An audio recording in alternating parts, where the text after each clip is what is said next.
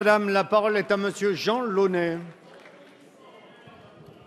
Merci, Monsieur le Président. Ma question s'adresse à Monsieur Emmanuel Macron, ministre de l'Économie, de l'Industrie et du Numérique.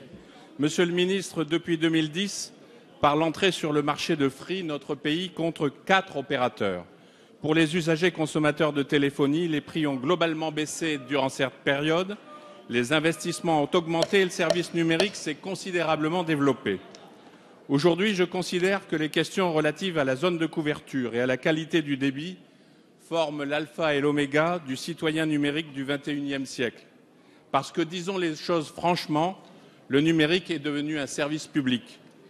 La France a découvert hier l'offre de rachat de Numéricable SFR sur Bouygues Télécom. Au-delà des aspects financiers et de la redistribution des parts de marché du secteur que cette opération entraînerait, dès lors que le conseil d'administration du groupe Bouygues accepterait l'offre, de nombreuses interrogations subsistent. Il conviendrait donc, à mon sens, d'évaluer précisément les impacts d'une telle acquisition pour l'emploi sur le secteur, les utilisateurs, les entreprises et les territoires. Je rappelle également que le processus de mise aux enchères de la bande des 700 MHz que vous venez de lancer est articulé pour 4 opérateurs. C'est la raison pour laquelle je considère que la responsabilité du politique est engagée. Monsieur le ministre, je préside la Commission supérieure du service public des postes et communications électroniques et, à ce titre, je pense que la question de l'équilibre du secteur est posée. J'ai donc demandé à M. Patrick Drahi et à son équipe dirigeante de préciser leurs intentions par une audition lors de la prochaine séance de la Commission supérieure. Free s'étant également positionné sur une partie du rachat pour permettre le passage entre les fourches caudines de l'autorité de la concurrence, j'ajoute que finalement un seul des 4 opérateurs semble aujourd'hui bien isolé, le groupe Orange, dont l'État est actionnaire.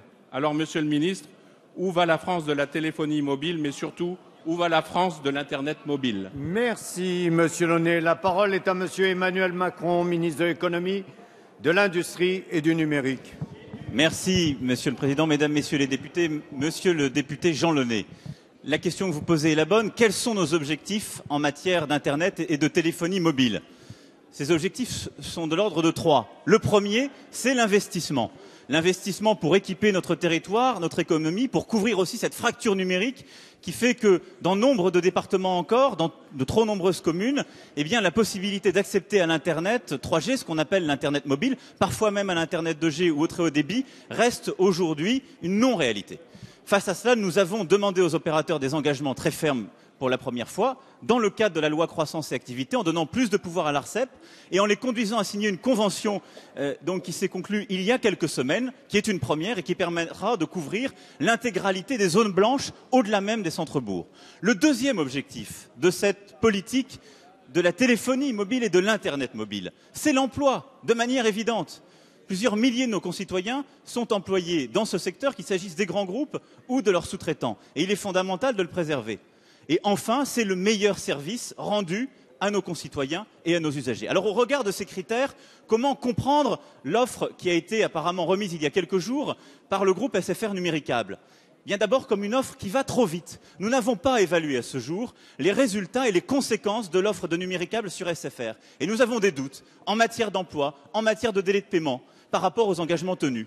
Ensuite, nous devons regarder de près les conséquences sur l'investissement. À court terme, sera-t-il bon ou pas? Je ne sais pas le dire.